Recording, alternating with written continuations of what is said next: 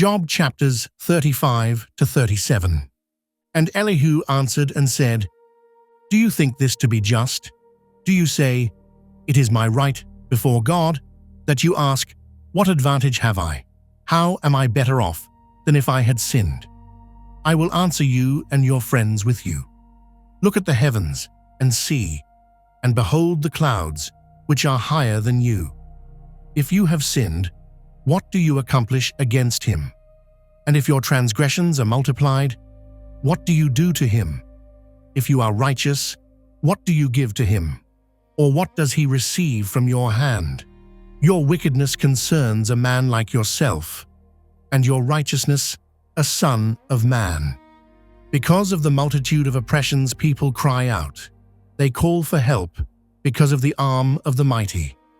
But none says, Where is God, my Maker, who gives songs in the night, who teaches us more than the beasts of the earth, and makes us wiser than the birds of the heavens?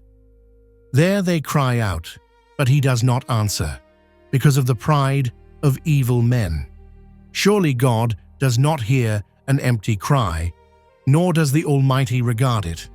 How much less when you say that you do not see him, that the case is before him, and you are waiting for him. And now, because his anger does not punish, and he does not take much note of transgression, Job opens his mouth in empty talk. He multiplies words without knowledge. And Elihu continued and said, Bear with me a little, and I will show you, for I have yet something to say. On God's behalf, I will get my knowledge from afar, and ascribe righteousness to my Maker. For truly my words are not false. One who is perfect in knowledge is with you. Behold, God is mighty and does not despise any. He is mighty in strength of understanding. He does not keep the wicked alive, but gives the afflicted their right. He does not withdraw his eyes from the righteous, but with kings on the throne he sets them forever, and they are exalted. And if they are bound in chains and caught in the cords of affliction, then he declares to them their work and their transgressions, that they are behaving arrogantly. He opens their ears to instruction and commands that they return from iniquity. If they listen and serve him, they complete their days in prosperity and their years in pleasantness. But if they do not listen, they perish by the sword and die without knowledge.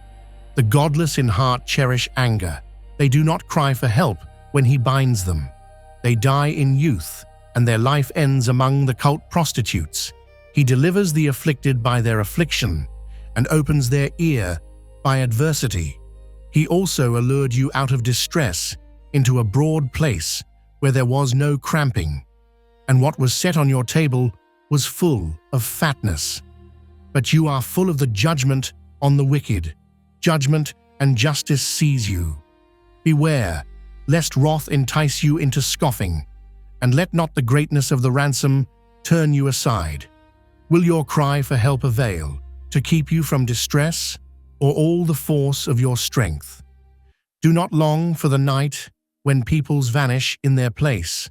Take care, do not turn to iniquity, for this you have chosen rather than affliction. Behold, God is exalted in his power. Who is a teacher like him? Who has prescribed for him his way, or who can say, You have done wrong? Remember to extol his work, of which men have sung. All mankind has looked on it. Man beholds it from afar. Behold, God is great, and we know him not. The number of his years is unsearchable. For he draws up the drops of water. They distill his mist in rain, which the skies pour down and drop on mankind abundantly. Can anyone understand the spreading of the clouds, the thunderings of his pavilion? Behold, he scatters his lightning about him and covers the roots of the sea. For by these he judges peoples. He gives food in abundance. He covers his hands with the lightning and commands it to strike the mark. Its crashing declares his presence. The cattle also declare that he rises. At this also my heart trembles and leaps out of its place. Keep listening to the thunder of his voice and the rumbling that comes from his mouth. Under the whole heaven he lets it go, and his lightning to the corners of the earth. After it his voice roars. He thunders with his majestic voice, and he does not restrain the lightnings when his voice is heard. God thunders wondrously with his voice. He does great things that we cannot comprehend. For to the snow he says, "Fall on the earth," likewise to the downpour, his mighty downpour. He seals up the hand of every man, that all men whom he made may know it. Then the beasts go into their lairs and remain in their dens. From its chamber comes the whirlwind, and cold from the scattering winds. By the breath of God ice is given, and the broad waters are frozen fast. He loads the thick cloud with moisture. The clouds scatter his lightning. They turn around and around by his guidance, to accomplish all that he commands them on the face of the habitable world. Whether for correction, or for his land, or for love, he causes it to happen. Hear this, O Job. Stop and consider the wondrous works of God. Do you know how God lays his command upon them and causes the lightning of his cloud to shine? Do you know the balancings of the clouds, the wondrous works of him who is perfect in knowledge, you whose garments are hot when the earth is still because of the south wind? Can you, like him, spread out the skies, hard as a cast metal mirror? Teach us what we shall say to him. We cannot draw up our case because of darkness. Shall it be told him that I would speak? Did a man ever wish that he would be swallowed up? And now, no one looks on the light when it is bright in the skies, when the wind has passed and cleared them. Out of the north comes golden splendor. God is clothed with awesome majesty. The Almighty, we cannot find him. He is great in power. Justice and abundant righteousness he will not violate.